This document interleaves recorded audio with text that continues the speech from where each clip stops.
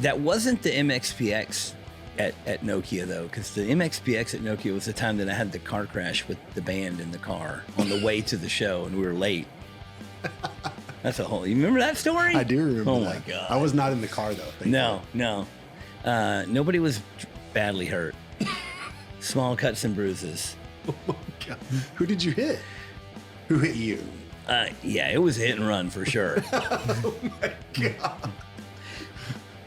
We actually crashed into a parked car in a building. Oh. And literally this Jeep Cherokee, every window in the car smashed out. So we were all covered in broken glass with just cuts, small, tiny cuts from broken glass all over.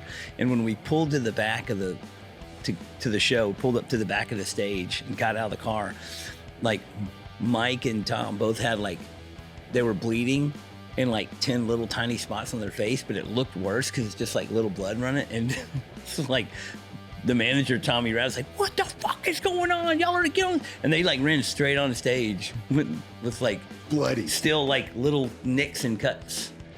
That was the most punk show they have ever played. It was pretty amazing. You were in bands when I first met you. Yeah, I was just thinking the other day when you said you were gonna come down here, I was like, when was the first time I met you?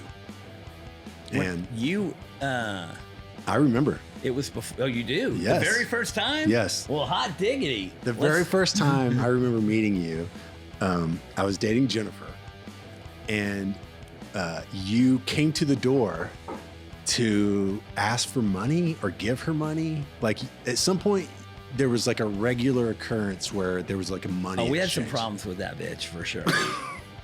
So there was some sort of issue where you were you either were paying her monthly or she was giving you money. I can't remember what it was. That was some shit that Mike Bond finagled me into. Yeah, I remember you coming by. In my impression, I was told that you were a jerk, or you weren't the greatest guy in the world. Whatever. Not to her. That's what I mean. Yeah. So that was my only impression of you. So I remember seeing outside, looking out the window, and just seeing you at the door making some sort of transaction. And then the next time you came over to do the same thing, I met you, and I remember thinking, he seems pretty nice. But I think I was led to believe maybe that there was some sort of something that wasn't at the moment that wasn't kosher. I mean, she sucked. I don't remember what the actual issue was. I just remember meeting you and thinking, oh, he seems kind of nice. And then I getting tattooed by you not that long after and being oh, I actually like him.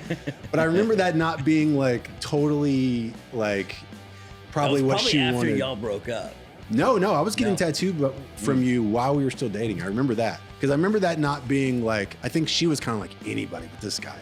But I was oh no, he's really good. Your tattoos are good. And I don't know, I kind of liked Dan, and I knew all those guys and they all got tattooed by you. So I was I'm going to go to him too. Cause all my friends, Rob, everyone, they all got their Steve, everyone was getting tattooed by you. So I was I'm part of this group. I'm going to go to the same guy. It seems like that's what I'm supposed to do.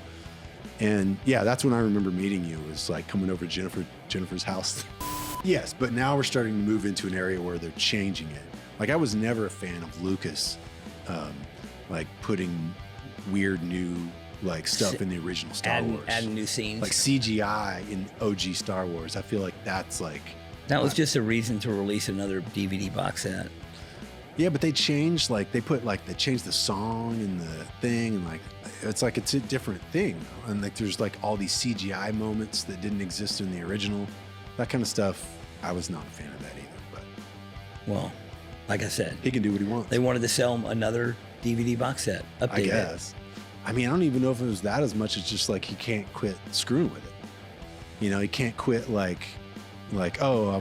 I don't want Han to shoot first. All this kind of stuff.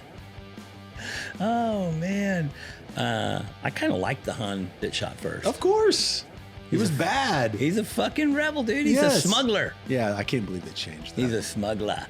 They try to make him a good. I mean, he's a badass. Yeah, he was. I mean, that's what makes those are the most interesting. He was characters. the Clint Eastwood of space. Is what he's supposed to be, right?